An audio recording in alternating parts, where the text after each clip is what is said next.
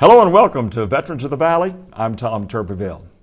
The Brazos Valley, and particularly residents of Bryan, know Mike Sutherland for his service on the Bryan City Council since 2006. Many others, though, know of his 22 and a half years of military service in the U.S. Army.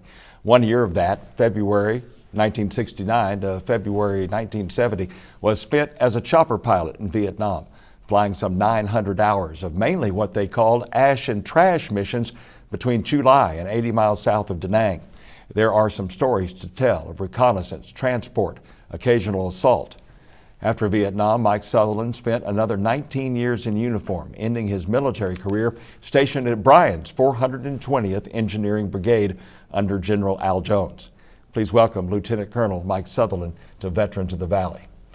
Mike, it's a pleasure to have you here. Thank you for your service. Wanted to have you on Veterans of the Valley for a long time. Appreciate you being here. I'm glad to be here. You grew up in Louisiana, born in Shreveport, but you were drafted in 1966, and I thought it was interesting that even though you had a deferment, you decided to bypass that and go into the Army because many of your friends had served and indeed were even wounded in Vietnam. That's true, and my family in World War II, almost all of them served too, so that was kind of I think an unwritten rule that we would serve. And my mother didn't want me to volunteer, so this was a way to get volunteered, is let them draft you. Right, right. And you liked the Army. You got there and you liked the Army, obviously, because you spent 22 and a half years Yeah, there. after the shooting stopped, I found a home there, and I liked the methods. As a matter of fact, I think I grew up in the Army. What I know and what I based my life on is pretty much what I was taught in the Army. Right, right. Talk about leading up to Vietnam. You went to OCS and you went to flight school, so you volunteered for those things to sort of stay stateside as long as you could, right? Yeah, I got drafted in October '66 and went to basic training, and somebody said, "You want to take a test to go to OCS?" And I said, "What is that?" And they told me what it was. I said, "I'll take the test." Passed that and went to OCS, and during OCS they said, "We got another test you can take, and it's to flight school." I only rode an airplane one time in my whole life, but I took the test and passed it, and so I went to flight school, and I went to Mineral Wells from May of '67. Let's see, May of '67. No, that was OCS. It was '68. May of '68 until probably September-ish, and then we went to Fort Rucker after that. And finished up at Fort Rucker, and then there was nothing left to do. You went to Vietnam after that. And you went in country, like we said, in February 1969. Correct. Talk about your duty there, your unit there, your platoon there, and sort of the nature of your missions. I was assigned to the 123rd, A Company, 123rd Aviation Battalion in the Marical Division, and our company supported the brigade level units and above. And that generally meant some of the platoons flew the brigade commanders, and my platoon flew everything that was left over, and we called it ash and trash because you flew everything from resupply, bullets. As a matter of fact, one time I flew the whole division payroll. The helicopter was full of money. I mean, it was just totally full of money. And it was a varied thing. Like you were saying earlier, I flew sometimes an assault. Some of the units were made to have built to carry troops and put them in a fire zone. Our people were separate. Our helicopters were separate from that, but every once in a while somebody would want to go into an area where there was a lot of fire going on, so you'd have to join one of those assaults. And it was pretty hairy because you couldn't talk to anybody, and there was firing all over the place, and it was confusion. So it was pretty bad when you weren't part of the unit itself. In 1 year, nearly 900 hours, you did a lot of flying. Oh yeah, we flew a lot. There was a lot of flying to do, and we flew everything from, well, as a matter of fact, I'll talk to you a story about, primarily what my platoon did was recon from Chu Lai up to about 80 miles south of Da Nang on Highway 1, and we flew about 50 feet off of the ground so that the guy hanging his feet out the door could see the ground and had it been disturbed. And so if it had been disturbed, they called someone in to try to find out what it was, if it was a mine or whatever, and clear it out. And so one day, one day we were flying that mission, and we, for some reason, the grace of God, I drifted away from the road. And just about the time the guy looking out the door realized I was too far for him to see, he hollered at me and said, "Sir, get back on the road, I can't see." And when he said that, a 500-pound bomb went off right where we would have been flying had we not drifted off. It blew our helicopter to the side, but nobody was injured, and we made it through. So, but it was one of those things that. Turns out your mistake saved your life. Yes, sir. And I thought in the combat when you got killed, you were too close or too soon or too far. It was always too something when something happened to you. So. Right, right. You were talking about you flew some at night. And interesting story. You talked about sometimes flying in from Da Nang at night, and when they tried to identify you, sometimes they'd lose you. Correct. Yeah, our navigations weren't the best in the world, and it was really, I guess, the infancy of the helicopter part of aviation. And we were, as a matter of fact, we didn't have an Air Corps. We were. I was an engineer assigned to fly helicopters, and so at night we would come back from Da Nang headed towards Chulai. And we did have some radar, and they would try to identify who you were because we couldn't broadcast sometimes friend or foe. In any case, they would give you a turn. And if they turned you out over the ocean, you had to be very careful because they could lose you out over the ocean. And if you didn't know where exactly you were, you'd be lost out in the water. So you had to be very close, you know. So you couldn't take anything for granted at any time. Right. Over the water, I guess that was out, South China Sea? South China Sea, and that was a deep place. So you Indeed. didn't want to go in there. Now, you flew Hueys and OH-6s. Correct. What are the difference between those two? Well, we had the Hueys that we had were used for cargo, transportation of people, and any other kind of recon missions. And the OH-6s were you could fly people, but generally the primary mission of those were to fly rocket recons. And what we would do is we would fly the OH-6 right at the top of the trees. And sometimes these were at night, and you'd have a Huey with a big light on it that would be shining on the ground, and then above that you would have a gunship. So the idea was when the bad guys shot at you right above the trees, then the gunship would come in and take care of them, assuming you didn't get shot down. Right. So, and the real bad thing of that was when that big flashlight went over a hill, you couldn't see anything. Exactly. All you could see is where the flashlight was, and you couldn't see where the ground was or anything. So we had to muddle through a bunch of stuff like that. You mentioned the dicey incidents that you were involved in as a helicopter pilot. One time you talked about a platoon sergeant that was just about through with his tour, and he came to you and said that he wanted to fly one of his last missions with you, and it turned out that one got a little hairy. Yeah, it was his last time to fly, and I felt bad about it. You have a feeling. And I said, I don't think you ought to do this. You ought to stay home. I mean, you don't have but a week left. And so in any case, he wanted to fly, and he didn't. The door gunners had an M60 machine gun normally, but he didn't use an M60 machine gun. He used an M16, a rifle that he held at port arms. And he sat in the well, and we were reconning a road, and we came to a row of trees, bamboo stuff that we had to get up over. So I had to raise the helicopter up a little bit to get a little high, and when I did, there was a Vietnamese on the other side with a 50 cal machine gun, and he just filled the bottom of the helicopter up. And everybody was hollering and screaming, and they were hollering that my platoon sergeant had been killed because he was slumped over in the well, and the guy sitting behind me, the rounds were going up by his feet, and so he was really screaming and hollering. So we didn't. The first thing you do is to figure out what's happened to the engine, because you got to have the engine and the transmission to fly and land. So I knew that was okay because I knew what the gauges were like. Then I knew, in those days, it's remarkable how much you can remember in terms of your location wherever you are, because your life depends on it. And so I knew that we were near a soccer field. So I made it to the soccer field and landed. Everything was fine. But the crew chief, my platoon sergeant, was still out. And so we went back to check on him, and a round had hit that M16 and hit his chest and knocked him out. So he wasn't dead. He was just knocked out. If it hadn't been for that M16, though, it's one of those deals, he'd have been dead. Yeah, the gun he didn't like. Exactly. Yeah, exactly. But you as a pilot, and you talk about a stress situation, you're hearing all of this.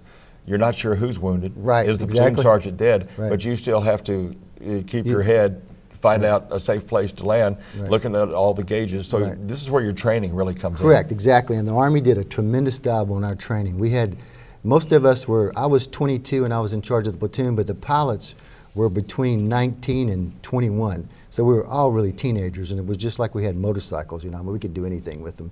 Fearless, no problem with, there was no mission that was too hard for us to tackle. Right. So. Another incident you talked about where you had just come off of R&R and you had a big load in a takeoff situation. Yeah, you find things to do as a routine way that work for you and that are safe for you.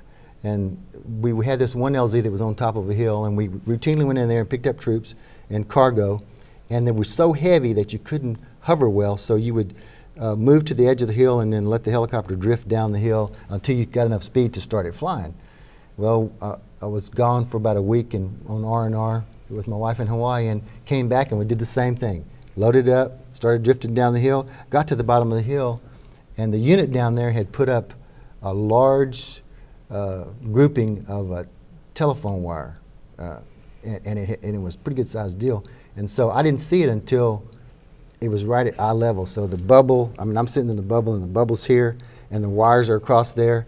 And, you know, what do? Do you go under it? No, because couldn't go under it because the blade was too tall, and it would snap off the rotor. So then you could try to raise it up and try to go over it, but you didn't have enough speed, and you didn't have enough power to get over it.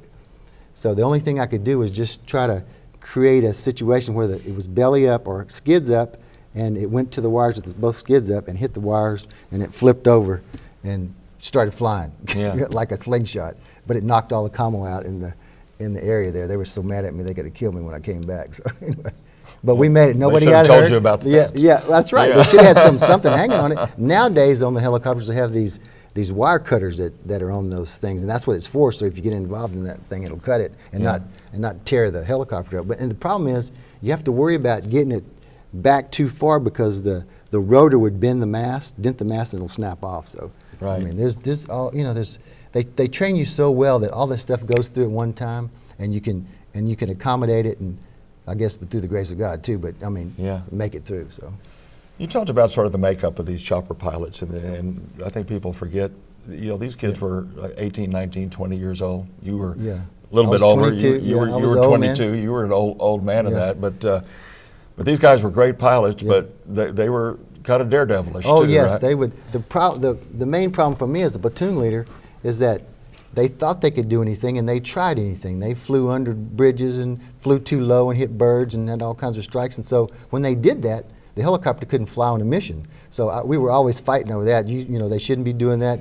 Fly them so that to make sure they're not injured in any kind of way. But those guys were great pilots. I can't say enough about them. I have a story about that too. I had this one guy that was his second tour, and he would get mad after he came. They thought that when they were done flying, everything was off. Nothing else had to do. They didn't have to do anything else. So he would get mad in the evening, and he would take he had a machine gun, and he would shoot his machine gun off in his hooch where he lived.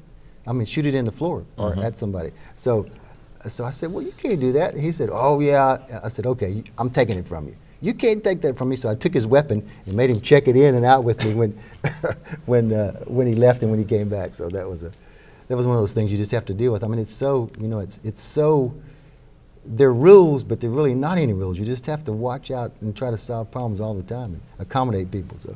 You talked about another time near the end of your tour when they usually try to give you relatively safe missions, and there were some tracer bullets that you weren't counting on that were coming at you. Yeah, we flew a mission around the division base camp to drop these large flares that lit up the perimeter for the soldiers that were on guard duty to see if there were enemy coming through the wire, because they wouldn't have any lights, there wasn't enough electricity. So, and we would do that. We'd do that all night long, and I came in about midnight or 1 o'clock on one mission and landed the helicopter. We hovered into the revetment. It's an L-shaped revetment, I'll never forget. It's open on one side. We hovered in there, and I was on the opposite side that's open, and all of a sudden, tracers started coming across the nose of the helicopter.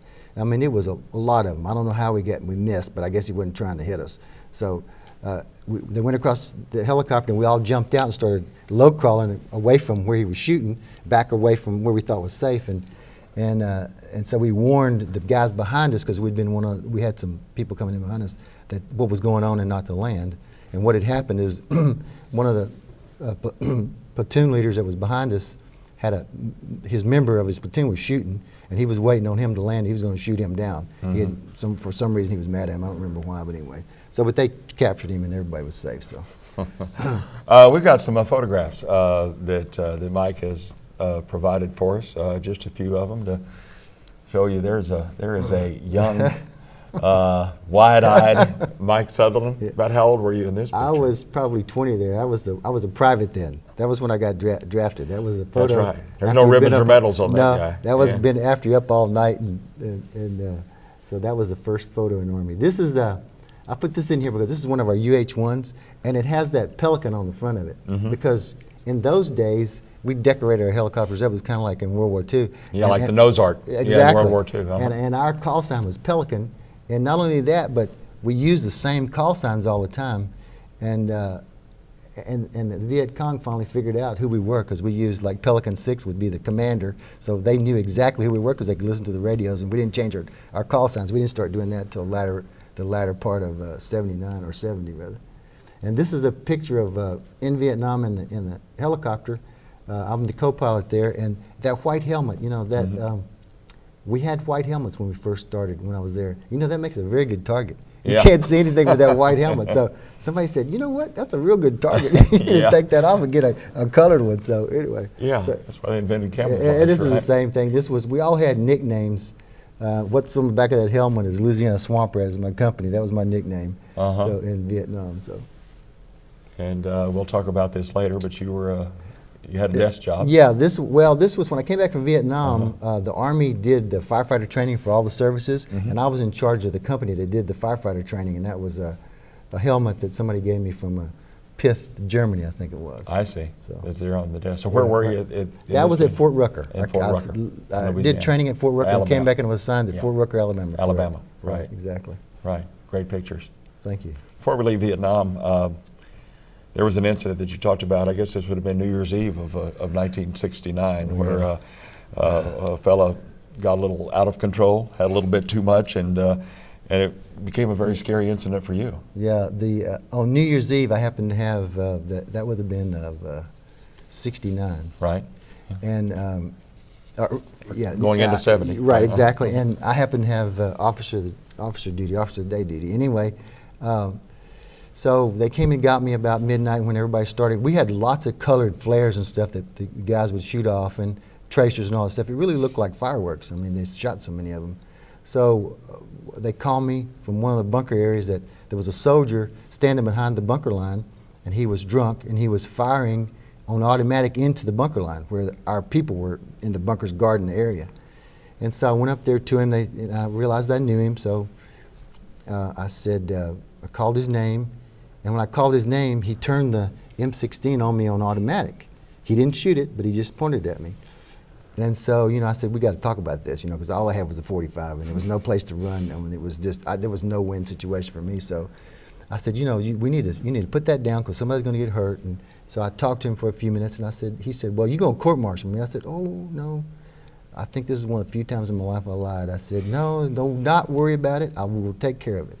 So I saw him, he did put it down, so we got him, handcuffed him and all that stuff. And about a month later, he'd been court-martialed and he had to go to jail. And for some reason, I saw him. And he said, you told me that nothing's going to happen to me. And I said, that's correct, but you had an M16 on me on fully automatic, and I feel fully justified in telling you that, too. So neither one of us got killed. Anyway. That was fortunate. 12 months Yep. in Vietnam. Came Right. back in February of 1970. We saw that picture at Fort Rucker, where you went to an engineer battalion there. Right. And then to Little Rock, Arkansas, where you were under a Colonel Downs. That's exactly right. Ben Downs' uncle, I found out recently. It's amazing. It's a small world. Yeah, I was in the computer job there, and I did, in the navigation department, I did wrote and converted computer programs for the engineering work that they had to do. And I was in the engineering department, and I was in the computer department, and I worked for Colonel Downs. He had me do a study of the computer department on how it ought to be organized. So I set that up for him before I left there, and so that was really interesting. Ben Downs, of course, I can't imagine anybody doesn't know Ben. Ben is my boss and general manager of Bryan Broadcasting and WTAW, and I know that he's very proud of his uncle and his uncle's service. You all had a chance recently to talk about that. Germany for 4 years, where you served as not only a community commander, company commander, but XO for those 4 years. That was an interesting service. It was cold. Yes. Yeah, you spent 200 days out on the field. Yeah, exactly right. To begin with. Talk about that. Okay, that was in the days of the Cold War, and what we were doing there is training to stop the Russians from coming across the German border into West Germany. And our organization was responsible to go up to the Fulda Gap and put out as many mines, anti-tank mines as we could as possible. And we practiced all kinds of ways putting those mines out. We threw them out, and we did all kinds of things. And we also were responsible for tank ditches to keep if you dig a tank ditch the right size and right place, they couldn't cross it. And we also had to blow the bridges as we fell back. So we put the mines out, dug the tank dishes, and then blew the bridges as we fell back through the area to keep them from coming. They were going to Frankfurt's where they were going and on to England.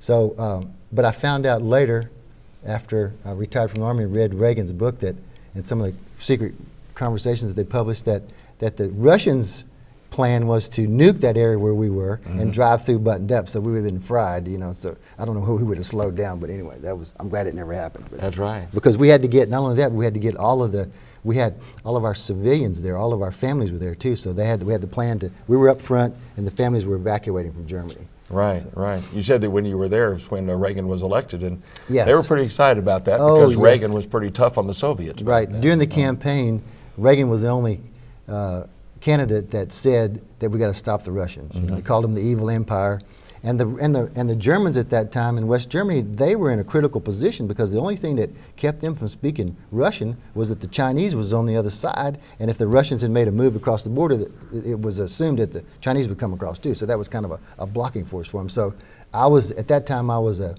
community commander, or the deputy community commander, and I was meeting with Germans, and when they found out he got elected, they were all cheering. It was a wonderful thing for him. So, and things changed a lot for the Army then too. We didn't have a lot of money and didn't have a lot of assets, and he changed that around. He pumped a lot of money into the Army system. From Germany to back to the stateside Fort Leavenworth in 1981. What was your duty there? And there I was doing research and development. My systems were chemical and nuclear systems, and I worked for Cullen Powell there. He was my boss, so really? My one boss up, and I had to brief him quite a bit. He was a great guy. But anyway, we worked on some of the systems. That was in '81, and they used some of those systems that we were working on in testing in the early '90s in the Desert Storm, Desert Shield. Right. Some of the engineering system and the chemical both. Right. So as early as '81, it takes that long, the research, the development of it, and all of that. And finally, to a place called Bryan, Texas, in 1984, and you were sort of on the giving end of what you had been on the receiving end in Germany. Your duty at the 480th. Yeah, as we discussed, the Germany and the defense of Germany for the Russians was that once the Russians attacked, the reserve units would be deployed to Germany, called Reforger, and they would assist us in blocking the Russians. Well, and the 420th was one of those units. They were tasked with being those Reforger units to deploy to Germany. So I helped them. I worked in that area, and we primarily worked on training and getting them up to speed on the current systems in the Army and how to fight. But now it's a lot tougher on them. They have to go every 18 months or so to Iraq, Afghanistan. So right. You mentioned that you served under Al Jones, the former Brazos County judge, and of course he had a distinguished military career. What do you remember of General Jones back then? Well, he was the commander when I came in, so he was my like door to the civilian world too. I'd been on post for 17 years, and we'd been strictly in the military for 70 years. Really, the civilian world was not at that time not really something I was familiar with. So he kind of got me accustomed, and I never will forget. The first thing he took me to was a bonfire. So we stood out there in the middle of that field, and now I didn't know anything about Aggies, and stood out in the middle of that field, and it was muddy, and we watched that outhouse burn and fall. And I said, sir, you know, if you drive 50 miles from here and told somebody tomorrow that you stood out here at midnight and watched the outhouse burn, they'll think you're crazy. But I had no idea how widespread that was. So then in 1984, it was, 89, excuse me. 84 is when you came to Bryan. Right. In 89, it was time to move again, but you had a family that didn't want to move. Your wife, Tana, was going to school at the time. You had kids in school. They wanted to stay, so it was time to retire from the service. Yes, there was no good combination we could make. I didn't want to leave her here by herself with three teenage boys, and we didn't want to leave one by herself as a senior and miss a senior year in high school and all that. So we just had a family meeting and came to the conclusion it was time for me to do something and not them. So I retired, and at that time it was tough because the economy was pretty bad in '89. I mean, it was really bad. But anyway, we made the best of it. Whatever it took to do the job, we did it. So went into the insurance business. Correct. And stayed there for 20 years, and just sold my last agency, and maybe that'll be the last one. So. course, your service on the Bryan City Council, I know that that's something you love, plus your volunteer things that you do. But we talked a little bit about City Council. Certainly don't want to turn this into a forum of any kind, but just sort of talk about how the military training helps you as you sit and serve the people of Bryan on the council. Yeah. There's obviously, that goes hand in hand. Yeah, thank you for bringing that up. The military, although we're steeped in combat and combat procedures, what makes the military run is staffing and staff actions and doing your homework and making sure that you've got the details figured out and that they're all laid out on the table so that the commander, the guy making the decisions, can make the right decision. Not the decision you want, but the one that's produced by the evidence that's presented. And that's the same thing with our city operation. We have to know all the details of what's going on, but in this case, it takes 4 of us to make a decision, but it's still the same process. Right. Staff has to be good, they have to be able to articulate, and they have to do their homework. Right. And I enjoy that part of it. And I enjoy helping the citizens when they need assistance, and that really keeps me motivated. Yeah. So staff probably knows that they're working for a military guy. Well, I don't mind asking questions. Let's say that. That's great. We mentioned your volunteer work. We've got about a minute left, and I know one thing that you're very involved in is helping head up the Veterans Day Parade that we have in downtown Bryan every year, which is just a fantastic event, and that's sort of a labor of love. It's an overused term, right? We just did our 8th one, and that evolved from the Rotary Club. We had some programs, and people wanted to do more than just programs at the Rotary Club, so the Rotary Club agreed to do that, and we've had as many as 2,000 people watching and about 500 or 600 people in the parade. It's not large because I want to keep it under control and make sure nobody gets hurt, and it's for the soldiers. It's not for the governor to be here or some politician to be here. We honor the veterans of our area. That's what it's all about. Mike, we're out of time. Thank you very much for your service, and thanks for everything that you're doing for the city and your volunteer work. We appreciate you being here. Well, thank you for doing this. I really appreciate it very much. Mike Sutherland now serves his community not only as a council member, but has volunteered with such organizations as Boys and Girls Club, Elder Aid, BV Casa, MAD, and the Red Cross. He and his wife, Tana, have 3 children and are proud grandparents. We thank him and all veterans for their service. I'm Tom Turbeville. Join us next time on Veterans of the Valley.